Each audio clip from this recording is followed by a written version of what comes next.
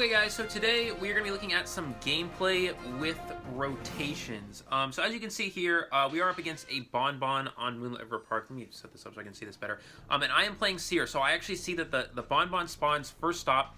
I spawn Bridge, or Broken Carousel, I think was where I spawned. And I'm just going to start rotating, okay? I'm not going to stay at the bridge because I can see the Bonbons coming in my direction. I tell the Perfumer the hunter's near me, so she's going to leave. And I'm just going to loop the bridges here. And as you can see, the Bonbon is on the other side of the bridge from me, so he's like a whole distance behind me here. Okay, so I'm gonna force him to chase me all the way around these bridges just to catch up to me. So this is like on Moonlit, it can be sometimes a little bit difficult to actually rotate without being seen. But I did get seen, but that's okay. So I'm gonna go over here. I actually make a little bit of misjudgment of how close the hunter was. I throw the pallet down here and I vault it for a speed boost, but it ends up working out fine. And so I made him chase me all the way around, a full loop around the whole thing before I got hit. He's going to go ahead and just hit my owl. I'm going to throw this pallet down and leave, and he's just going to actually straight up leave me for the Perfumer. And this is how strong playing Seer and rotating is as Seer. Now, there's another thing I could have done. I probably could have rotated around Tent, or maybe hidden behind there, but I think there is a good chance that the Bonbon actually saw me kind of from where he spawned, just based off of two things. When it loads in the game, you can sometimes see survivors in the distance. Also, it's Moonlit River Park. You can see from really far distances, so I didn't take that chance, so I just did rotate the bridges. Perfumer does a very good play. She perfumes at the pallet, gets him to hit into him at the pallet, perfumes back, and gets the pallet stun. Excellent job from the Perfumer. But that one loop, that one rotation of me looping around the bridges before the hunter actually caught up to me, wasted so much time that the Priestess is now popping her Cypher. The Perfumer's been cutting for maybe 10 seconds, and the Priestess is already popping her Cypher machine. On top of that, I took Perfumer Cypher. It's about 70% of the way done now. And Forward is about to complete his as well. Good job. Good patience from the Bonbon. Waiting out this Perfume, but the Perfumer is able to transition over to these two pallets, little area over here. And we'll see if she can get her Perfume back in time before getting hit. I believe she does. No, unfortunately, she actually does not. She does, but she doesn't. Okay, so she didn't perfume that bomb hit, unfortunately, and it's a little bit of a misstep by her, but it is okay.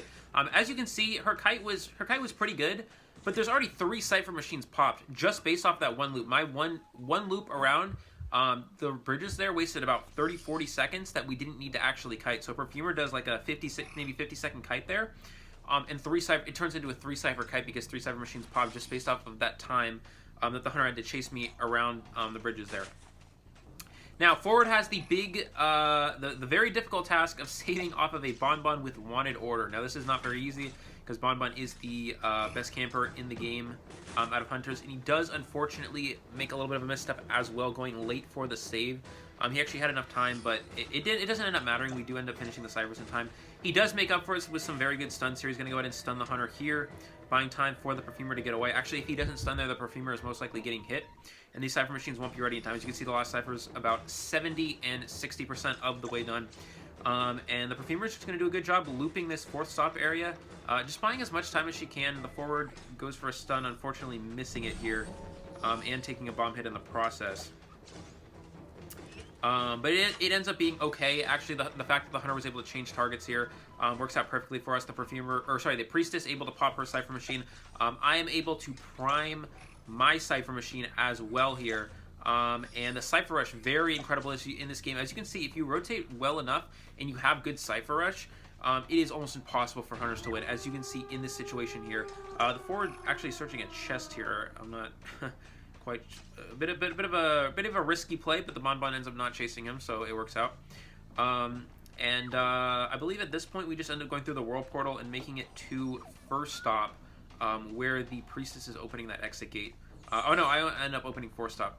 So the Perfumer is able to buy enough time. She does a very good job kiting here. Perfumer actually did a very, very good kite. I would like to point that out as well. And she's going to hit with this bomb here. She is able to vault this pallet, get the speed boost, so the Bonbon is unable to hit her. And you can see that that knee-jerk reflex speed boost coming in very clutch here. Good job from the Perfumer not throwing that pallet down. She probably would have gotten hit.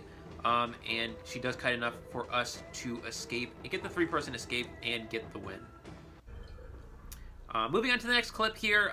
This is it's a Violinist on Leah's Memory. This hunter is Cats007. He is a top player in the Identity V community. I believe he is a Hydra hunter right now as well, so he does have quite a lot of skill, especially with Violinist. So we're going to go ahead and see. Seer does an excellent job. The Seer Darkheart Net does a perfect job here, hiding from the hunter. She sees that the Seer, or she sees that the Violinist is coming from a distance and is able to hide behind a rock. She's able to basically just evade his vision, right? And he's able to pick up Tinnitus, acknowledges that there's a survivor nearby, but also realizes he doesn't really have enough time to search around for that one for survivor. And as you can see, Darkheart able to rotate the opposite way and go into Shack and decode there. And the Violinist straight up leaving. You also saw at the beginning of the match, the Priestess actually rotated in behind the Hunter, and our Priestess Cloudy able to decode that Cypher Machine right where the Violinist spawned. So you don't really expect the Hunter to go back there, and it ends up working out because the Hunter just does a loop around the map essentially. After a while here, does finally lock onto the Perfumer. Unfortunately for the Violinist, it is in Factory. This is the best kiting area on this map by far. You're going to see the Perfumer vault the window. Get the speed boost here. I believe she does have broken windows, yep.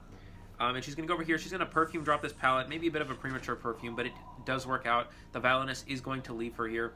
And I apologize if there's any lag here, but she's going to leave, or he is going to leave her here and transition over to the Priestess. And at this point, there are already 3 Cypher Machines that are about 60-70% of the way done.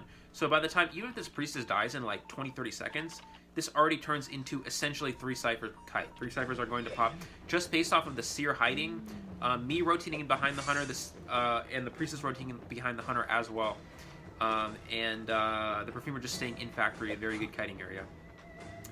So Cats is going to blink the Priestess here, does get that hit, and she's going to use God Kiting the best of her ability here, but does a very interesting thing. Instead of looping around to that other pallet that you see a God Kiting, a lot of survivors like to stay there. This Priestess Cloudy, he has very interesting kiting routes. He makes a lot of interesting decisions when kiting that actually kind of mess with the Hunter's mind game the Hunter a little bit here. As you can see, Cat started to go back around, the Hunter started to go back around thinking that the Priestess would go back to that pallet, but ended up not. The Priestess ended up transitioning away to Factory here. It does work out though. The Perfumer is able to pop that Cypher Machine, and by you can see right there, that was only like a 60-second kite, but 3 Cypher Machines have popped in that time, and the Seer hasn't even used Owl yet. I mean, that's how good of a situation this is, for the survivors. So I'm going to ping that my Cypher Machine is 90% of the way done. I think the Perfumer, for some reason, doesn't acknowledge that and starts a new Cypher Machine. But it ends up being okay for the most part here. I'm going to be able to actually sneak in behind. I think the Hunter's trying to cut me off here before I can shovel into basement, but I'm actually able to sneak around the backside here and get into that basement and end up getting a free save off as Gravekeeper here. So we're going to see him try to note the survivor.